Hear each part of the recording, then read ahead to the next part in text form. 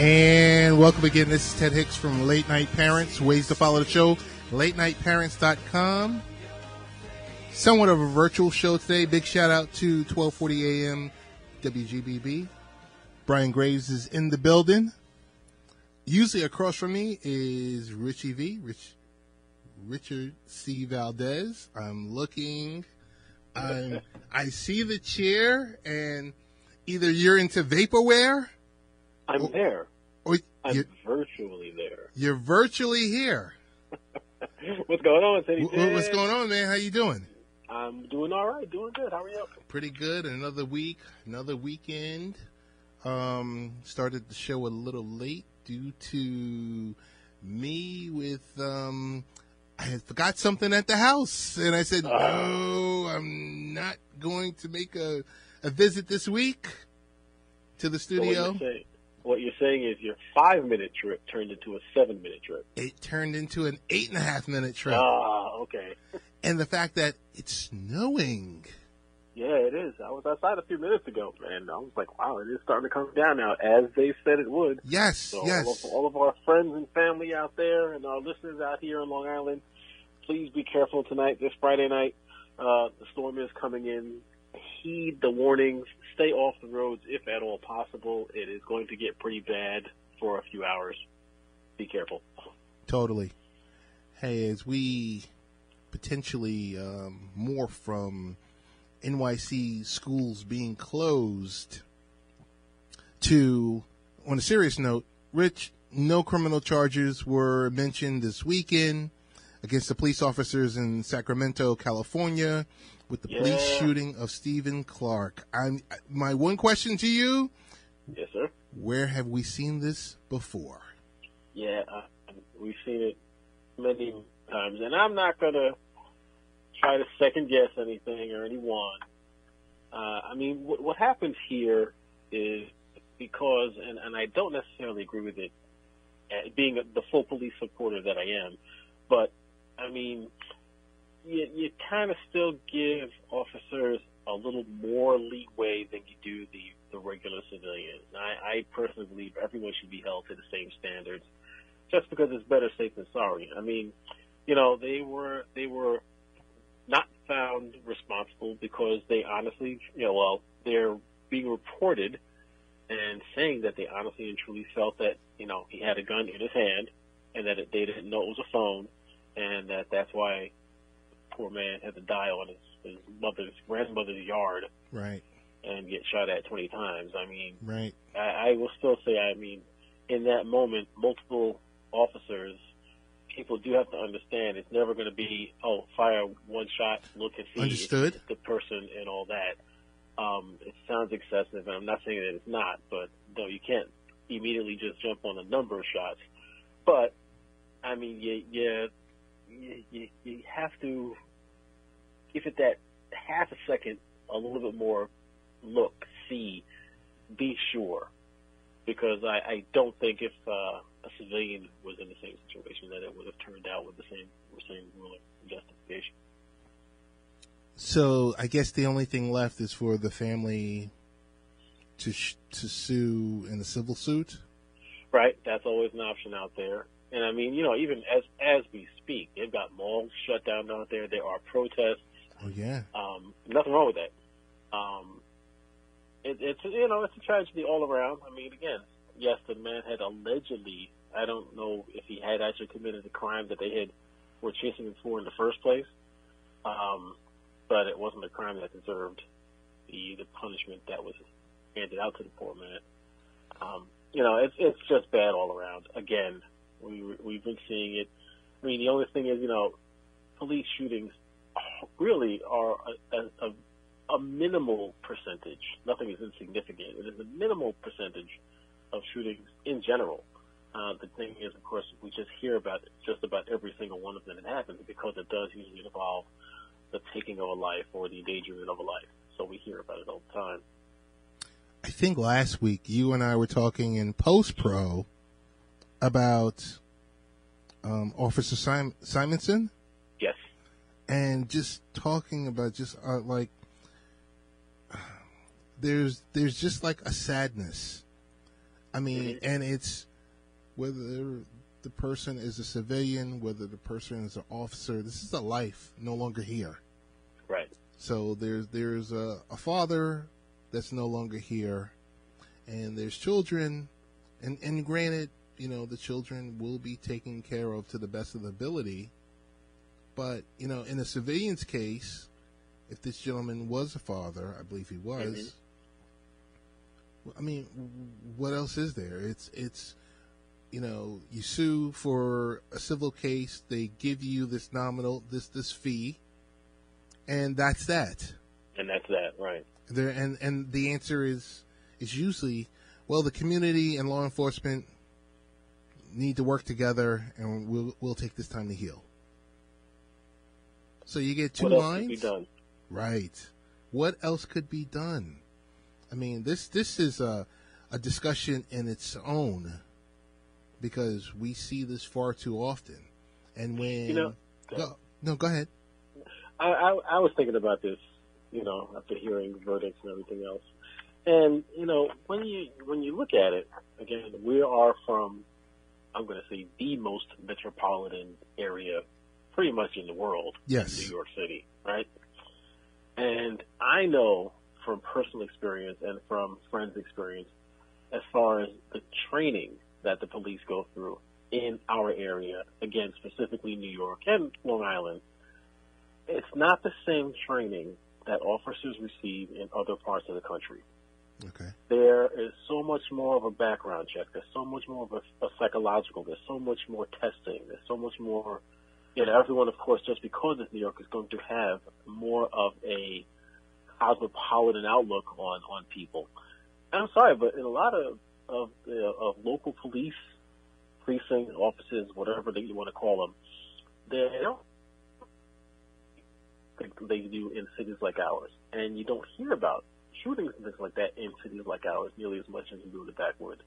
Is this a case of, everyone needs to standardize and step up the training that they're giving their officers so that they're not scared, or so that they don't just automatically have this preconceived notion and prejudice, and I'm not necessarily thinking of color prejudice, but prejudice towards the other person on the other side of them, that they're scared, and, as soon as anyone jumps out, they're like, oh my God, this guy's going to try to kill me. He's only reaching for his phone. Or in the case of, I forget the gentleman's name, he's only reaching for the license that you asked him to get in the first place. Right. And so many other situations that of course that could be mentioned. There's a lot more that needs to be looked at. I kind of just sit back and think about the gentleman who mentioned that he had a concealed carry license. Yes. And then Philando, is that? Yeah, yes. Philando Castile. And he mentions it.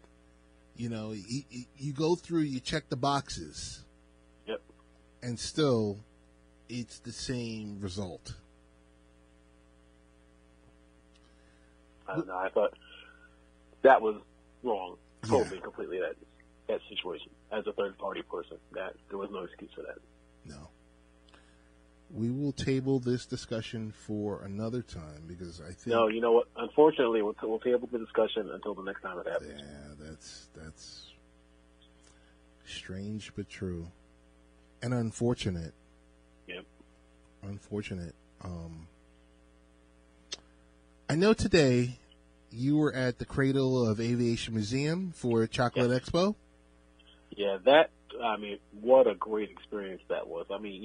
Being out here, Cradle of Aviation Museum, only 25 minutes away. I have for years been saying, I need to go there one day. So this was finally the impetus to get me over there. And, from the aviation side of it, the museum is a wonderful place. Long Island has deep history as far as aircraft, aviation, engineering, the lunar missions. Grumman was here, Northrop Grumman was here, Republic, Fairchild. They made aircraft that were used in, Korea, Vietnam, World War II. Grumman the same. Building pieces of lunar modules were built here on Long Island. And the Cradle of Aviation Museum has beautiful showcases of the history of aviation on Long Island. Roosevelt Field. It's Roosevelt Field because it was an airstrip before. It got turned into a mall.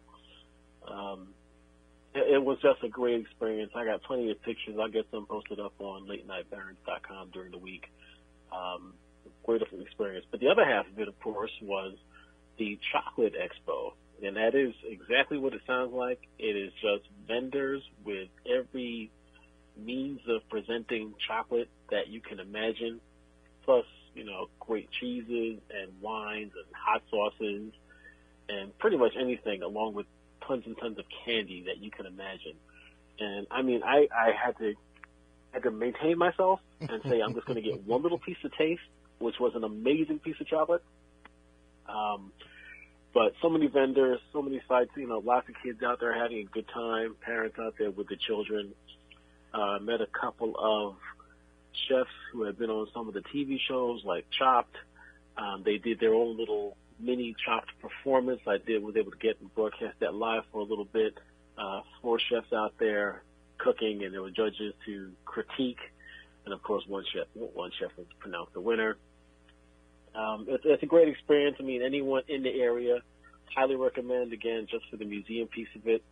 It's not a stodgy museum. There's lots of interactive exhibits for children, 3 stories of the history of aircraft and air flight in the Cradle of Aviation Museum. So I had a great time. I will definitely go back there again when the Chocolate Expo is not there, because it'll just be a little less crowded. And I'm sure I'll be able to see a few more items and have a little more access to some of their presentations. Hey, a big shout out to Nassau County law enforcement that was out there directing traffic and doing a great job at it. We'll definitely connect with the folks at the Cradle of Aviation Museum, and also BOMB, that was the sponsor. Thank you much. Thank you very, very much. And this is Ted and Rich with Late Night Parents. Ways to follow the show is latenightparents.com.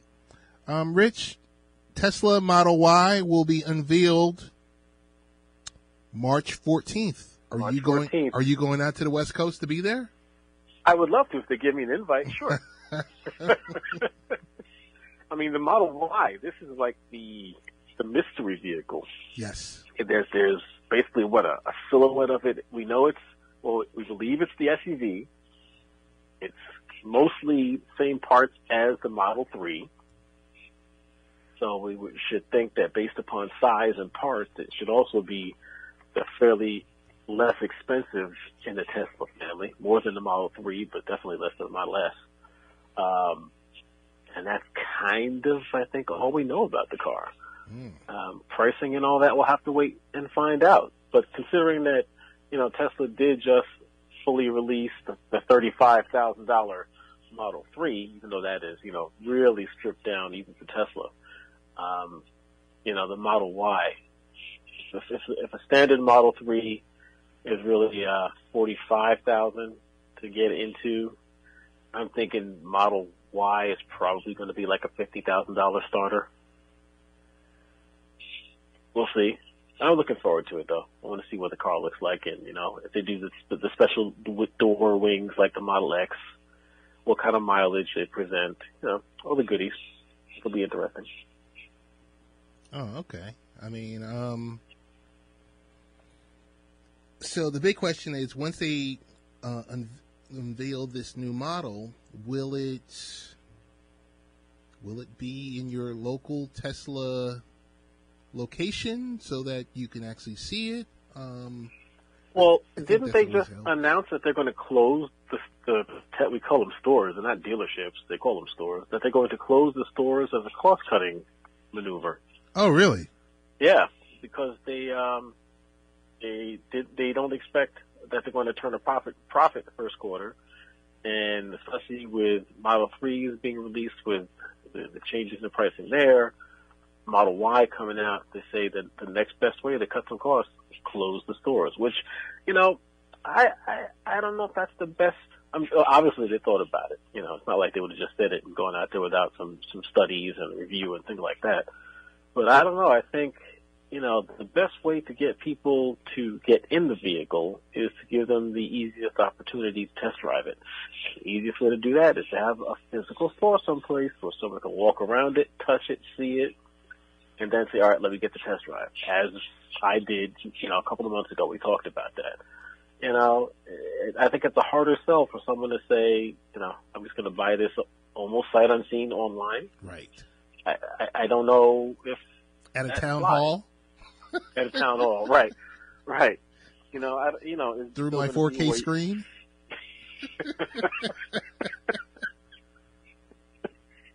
I don't know. Let's see what the whole process is. Maybe it's go online, schedule a test drive, and someone meets you at your house, or you meet them somewhere. Who knows? There's got to be a test drive in the mix somehow in the whole process. Big shout out to our friend Tom Sokash, who is texting right now while we're on the show.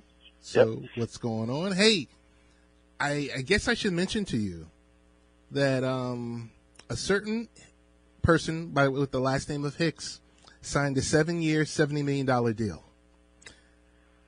Go Nemo. I wish. Aaron Hicks signed a deal for 7 years, $70 million. I did receive a couple of jaded text messages from people saying, oh, are you related? Is it this? I'm like, no, I wish I was.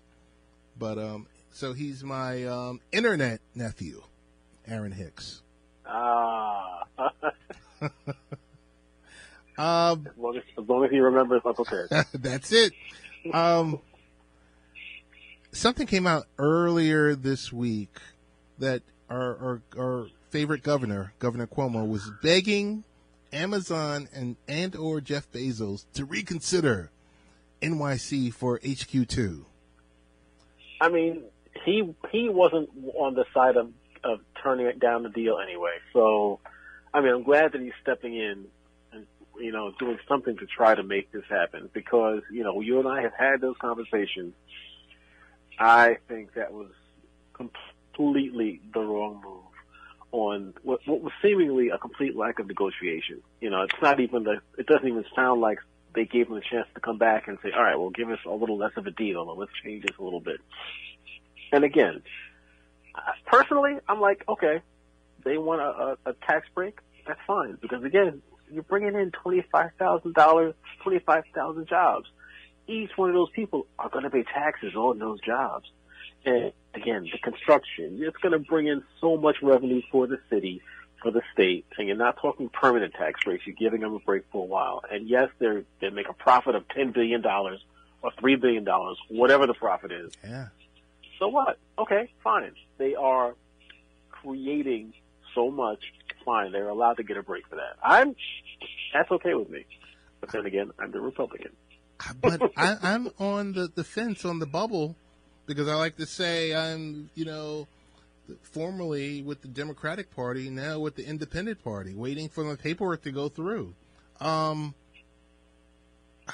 company is valued at $1 trillion, looking for $3 billion in subsidies.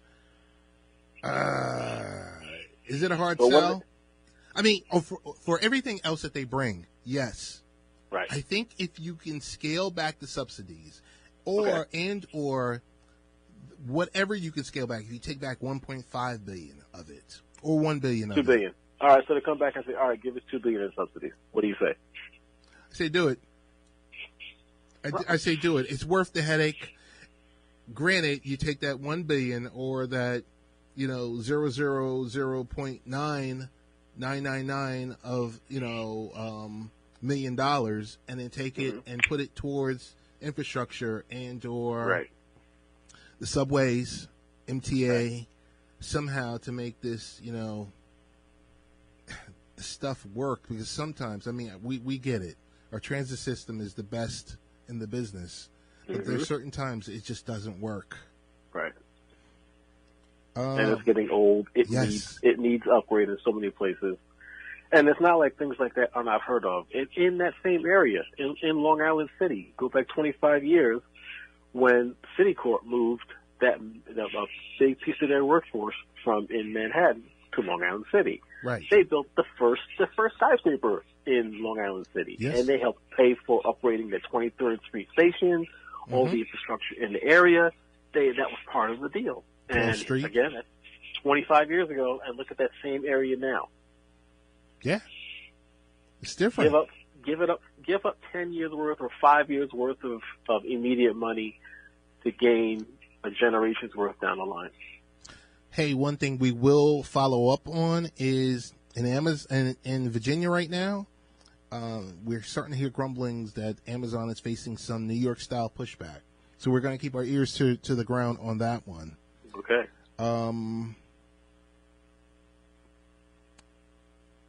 Where am I? I think one of the next to last topics we're going to talk about is, Rich, we know how creative Apple is. And I say that sarcastically. Okay. When will Apple have their own foldable phone? They've been putting patents out there. Another patent was put out there for, what was it, March of last year. They got a patent for like a flexible battery. They just recently had another foldable phone patent that they put through. I mean, you know it's going to happen. It's just a matter of will it be sooner or later. I think especially now with, the foldable phones we've seen released in the last few months, safe bet this time 2020 this time 2020 we've got some kind of information on a phone being released. But will Tim Cook say, but wait, there's one more thing? And then, one of his cronies takes up the phone and bends it. Yeah, it'll be something like that. It has to be. They've got hurdles, though, things that, a layman like myself didn't think about. And foldable phones are much more susceptible to cold weather. The area that folds, if it's too cold, can crack. So they have to, and it has been patented, they have to come up with a means of warming the folding area so that when it's too cold out, that doesn't crack. Then you've got to worry about different insulation because when they fold, the battery has to be foldable as well. And then that creates some heat transfer or heat issues in the battery fold area. So there's a lot that, from the engineering standpoint, that looks like it's been thought of and conquered because there's patents for all those things that are out there. But it's more than just the display itself and being able to fold in a seamless manner. I'm looking forward to it, though, because then we'll get back to saying, it's a flip phone. I have a flip fold phone.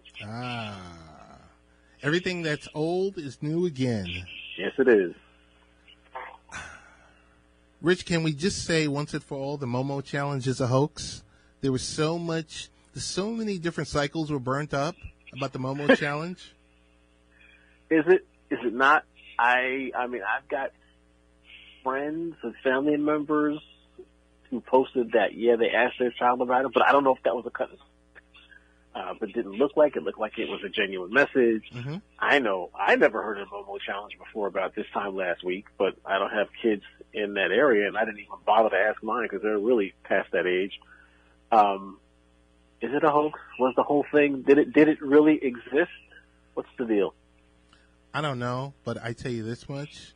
If you have a child that's, of a specific age, that you need to monitor their internet access, and you need to be talking with them about what's real, what's not, what's out, who you should be talking to on the internet. It sounds like common sense, but I'm getting the impression that a lot of people still don't do it. I don't know. Well, again, everyone gives their child a mobile access to the world in the palm of their hand. Scary. They just don't think about it like that. They think they're just handing their child a phone and something they can text message their friends with. Not that at all. And people just have to be diligent, have to think about what they're doing, and have to be active in trying to create and provide some sort of controls. And there's plenty of methods and means to do that out there. Total methods. an abundance of methods, whether Yep. you go third party or you go with your own internet service provider, Yep. which you can control in the palm of your hand with that non-foldable iPhone.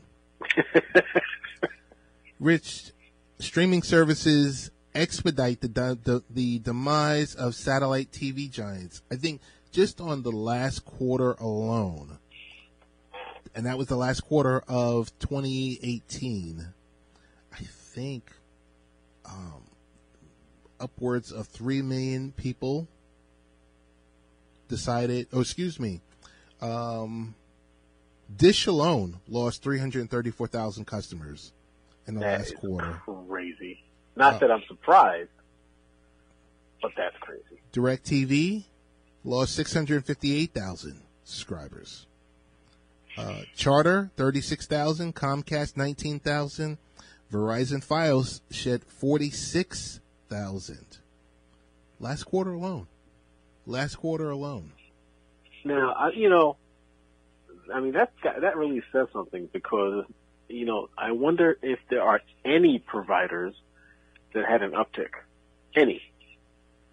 Because otherwise, then you are looking at just mass defection from subscription-based services overall, but especially satellite. Because there was a whole lot of noise when AT&T purchased DirecTV. Yes. And created that monster. A lot of people said, no, don't do it. Doesn't make sense. But they said, well, yeah, we're really just buying subscribers, not really buying the service itself and all that. But, it wasn't even a purchase of subscribers. At this point, it turns like, okay, you leased subscribers for 4 years, 3.5, 4 years, but you're losing them again. Was it worth all the money they spent? Big question. I will say this much. I'm looking at streaming services versus I have a true or false for you. Okay. U.S. music fans spend more money purchasing CDs and vinyls or downloads with U.S., that affect U.S. label revenues. True or false that they spend more money on CDs and vinyls than downloads? Right. I'm going to say true.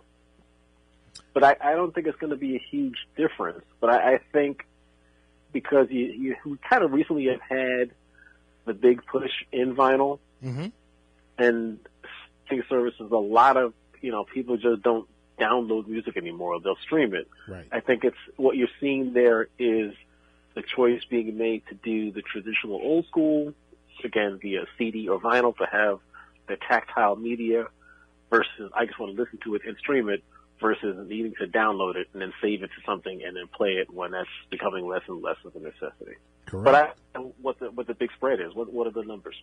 Streaming is 75%. Purchasing CDs and vinyls is 12%. And actual purchasing the downloads is 11%. 1 point difference. Okay. 1 point difference. Second, true or false, is twice as many teens share their music via text than streaming apps. True or false? Sharing via text. I'm an older guy, so I've never streamed music via text in my life. So I'm going to take the old guy vote and say false. The old guy would be true, but for teens, it is that they do share their music via text than in streaming apps. I would have never even thought of that. Streaming your music via text. Crazy, right? Is this just sending the link, I guess? It's just sending the link. Okay. Makes sense. You're on a streaming site anyway, and there's always a link to share to get to the song from the streaming. So why not share that link when you hear something you like? But twice as many. Wow. That's impressive. Hey, honorable mention to snakes on a plane in Australia. A python made a 9,000-mile flight in a woman's shoe. Did they charge it a service fee? I don't. It depends. If it was Spirit, then I'm going to say yes. Oh yeah, it would have gotten charged to be in the shoe, and it would have gotten charged because it molted and shed its skin. There would have been a service fee. Yeah, it would have done. I mean, fortunately, it was a non-venomous little python. The python is fine. She reported it to the local SPCA, and they took care of it. So Python said, I'm leaving. I'm out. Deuces. Hey, that's this show for the week. We got a recorded interview with Dr. Derek Ochiai. Rich, best ways to get in contact with you? Late Night Rich, as always. And I am the real Ted Hicks, and we're going into the interview with Dr. Ochiai, and we'll see you next week. Thanks for listening, everyone. Listen to the interview. Have a great day. And good afternoon. This is Ted Hicks from Late Night Parents. Ways to follow our show is latenightparents.com. It's a blessed occasion because Dr. Derek Ochiai is here, a leading board-certified orthoscopic hip surgeon and sports medicine expert from beautiful Arlington, Virginia, is on the line. Dr. Derek, how you been? I'm doing great. How are you doing, Ted? Pretty good. It's been about 3 years since we last talked. It can't go this long. Been that long? Yes. We were talking about Peyton Manning, and we were talking about his hip. Man, it seems like such a long time. Oh, man. How's life been treating you? Time-wise. I look at my kids, and I just think, what happened? My son's taller than I am. Yes. Oh, my goodness. I mean, it's great. So life has been treating you good? You and your family good? Yeah, we're great. Oh, that's wonderful. That's wonderful. I guess since the last time we talked, we actually do a Sunday night radio show, and I know you're very busy, so this is going to have to be our part of our Sunday night, this part of our discussion, and hopefully sometime in the future, preferably before the baseball season starts, we can get you on live on our Sunday night show. Oh, absolutely. So there's two different categories I want to talk about today, primarily about youth sports. We know of 30 million kids that are playing in sports. 2.6 million will get injured. So there's 30 million children and adolescents participating in youth sports.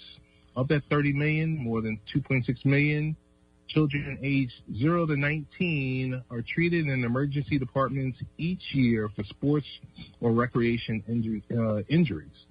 But we're going to blink our eyes. The spring will be here, and then summer is usually when, kids are playing some sort of sport on a daily basis.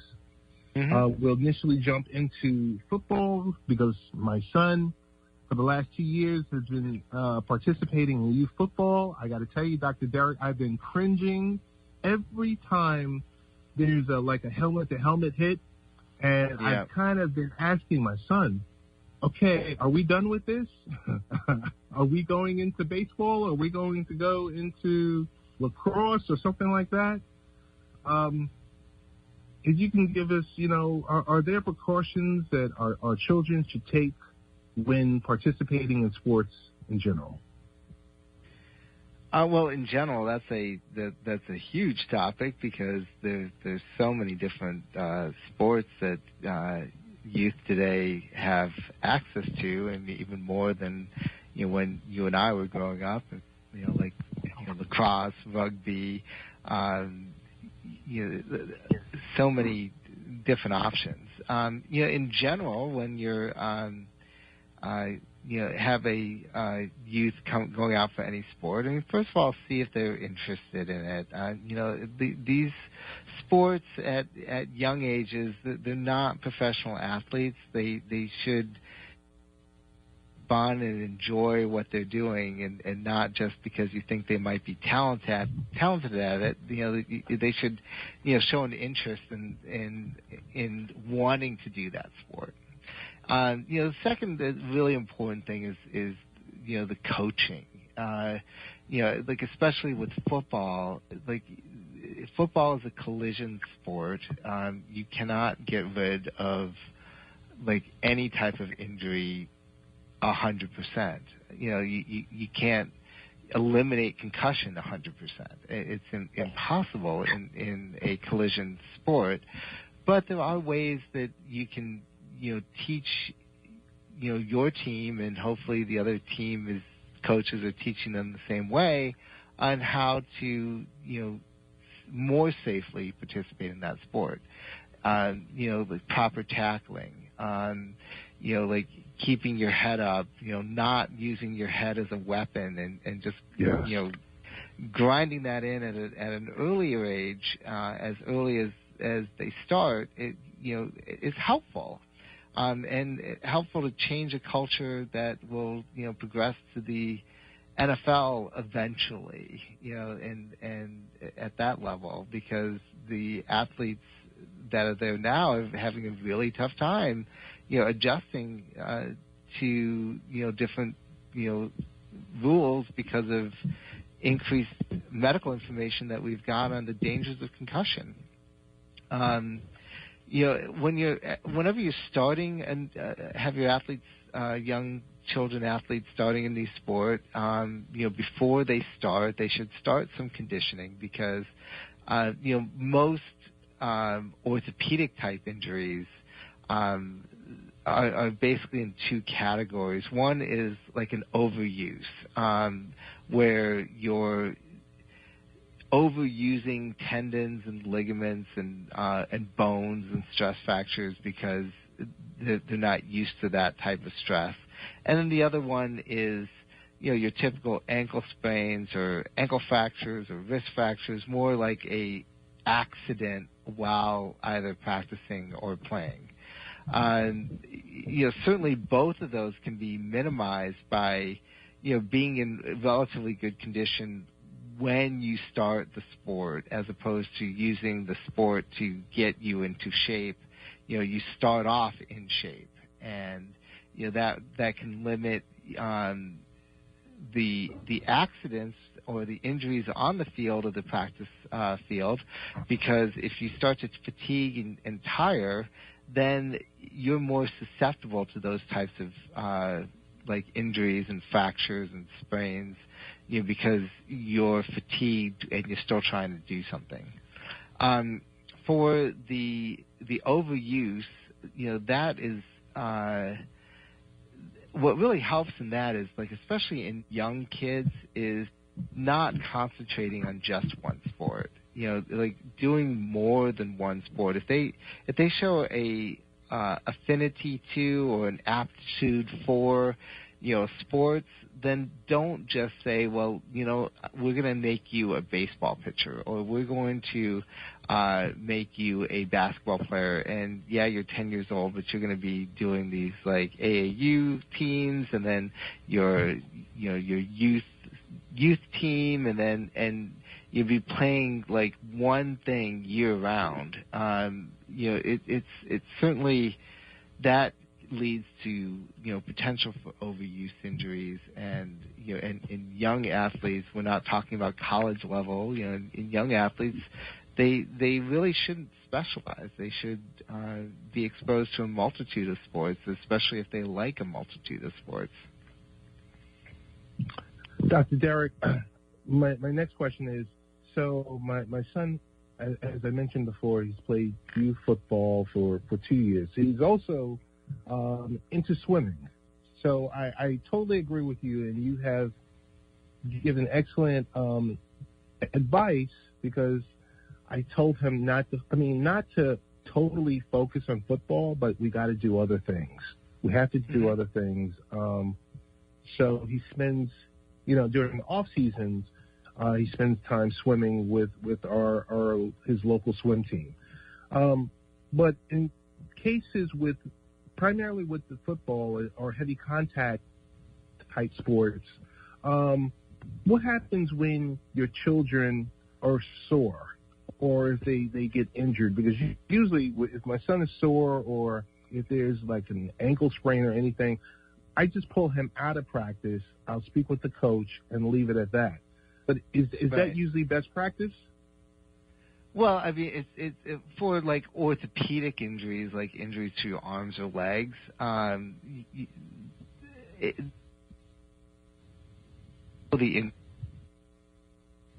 Correct. Yeah, it's like that's injury.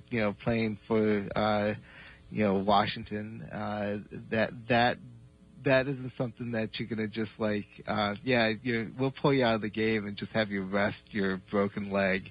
It's pretty obvious that that's gonna require like having a like an orthopedic surgeon, addressing that.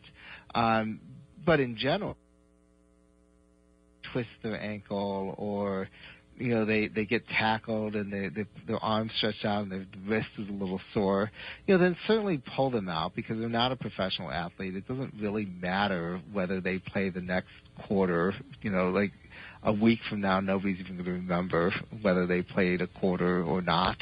And and then just see if they can just move their wrist or move their ankle, and then ice it, elevate to decrease the swelling, and then see how it goes for the next couple of days. Now, if they're in a lot of pain, and so for an ankle, like sometimes kids, their growth plates are weaker than adults. So in something that could sprain an adult's ankle, that can actually be a fracture to a kid's ankle. So, if they're limping significantly or you see a lot of swelling, that would be something in a youth that I would say that deserves like a call to your local orthopedic surgeon, or if it's after hours at night, you might want to go to the emergency room in that setting, just because the kids are not just little adults. Okay, they have different types of injuries, and sometimes what is not a big deal in an adult could be something that would be a bigger deal in a child. Gotcha. We're speaking with expert sports medicine doctor and orthopedic surgeon, Dr. Derek Ochiai. A couple of questions about baseball, because baseball season is rapidly, in another month or so, we're going to be talking about opening day. And we got millions of boys across America, ages 4 to 6, that will play one of the most and old and loved sports, which is baseball. And it's really my favorite sport. One of the most common injuries to children and even athletes in baseball today is an injury to the elbow. Mm-hmm. Could you tell us what's the reason behind elbow injuries?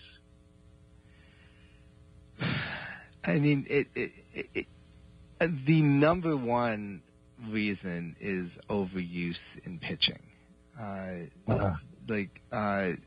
Like whether you're a professional baseball player or even like in Little League, if you throw too much, when you throw, you put a lot of stress on your elbow.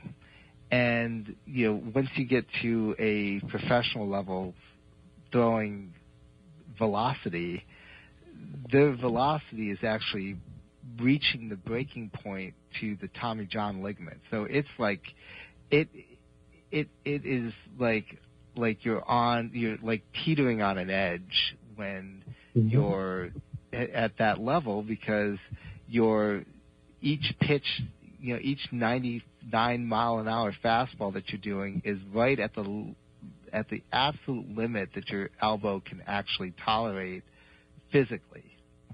So, if you start to fatigue or you start to overthrow, a little bit, a change in your mechanics, a little bit of compensation, changing your angle slightly, all of those things could make it so it'd be more likely that your shoulder tips over that precipice and you injure like your Tommy John ligament, which is the most common elbow injury in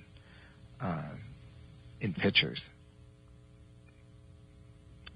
Dr. Derek, what is Tommy John surgery? Because we hear about it so often We know that most of these players, they miss a year and they come back and their arm is almost bionic-like. And some players come back even stronger, and some players, it might be just the opposite. So what Correct. is your definition of Tommy John surgery? Well, there's a ligament on if you hold your hand facing the sky, and where your pinky finger is, if you follow that up your arm to your elbow, there's a ligament right there that helps to hold your elbow in place. When you throw, you can actually feel, if you put your finger on that same area and you put your arm back into a throwing position, you can feel that there's some tension on that area. That's the ligament holding your elbow into place. That's the ligament that can get damaged and torn with, things like excessive throwing. So the Tommy John surgery is named after the pitcher who was the first professional pitcher to have that surgery performed, where you use a tendon graft and you weave it between the bones to take the place of that ligament. So if you know what an ACL reconstruction is in the knee, where they take a tendon and then reconstruct the anterior cruciate ligament, lots of basketball players get ACL injuries. If you know what that is, it's exactly the same type of surgery in your elbow. It's just your elbow is a lot smaller, but it's the same basic premise as you're using a tendon graft to take the place of a damaged ligament. Is it normal for youth athletes to have Tommy John surgery, or is something like this only for our adult athletes? Unfortunately, it's not uncommon in youth in ages 15 to. It's not uncommon.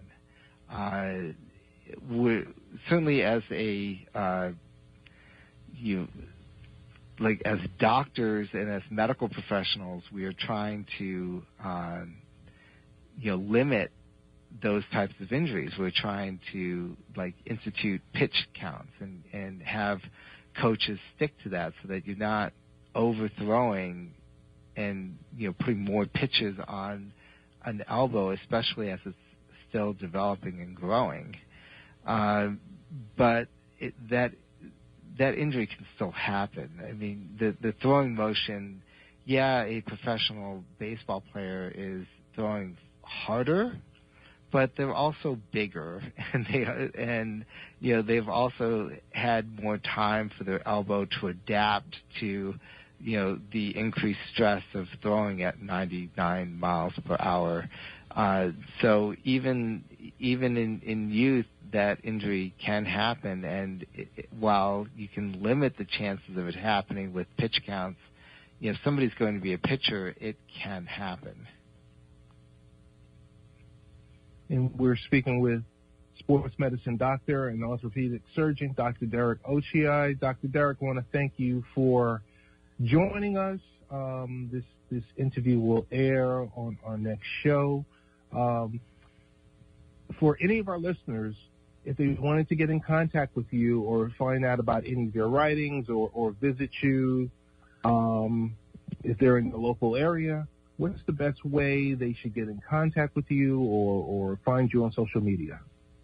Yeah, well, certainly, all of my contact information is on our website, and that's www.nirschl.com. That's NIRSCHL.com. Certainly, I'm pretty active on Twitter, so if you wanted to follow me on Twitter, my Twitter handle is at Dr. Derek Ochiai. It's at DRDEREKOCHIAI. All right. Thanks so much, and hope to speak with you very soon, maybe before the baseball season starts. Absolutely. It was a pleasure. Thanks so much, sir. Bye. Bye-bye.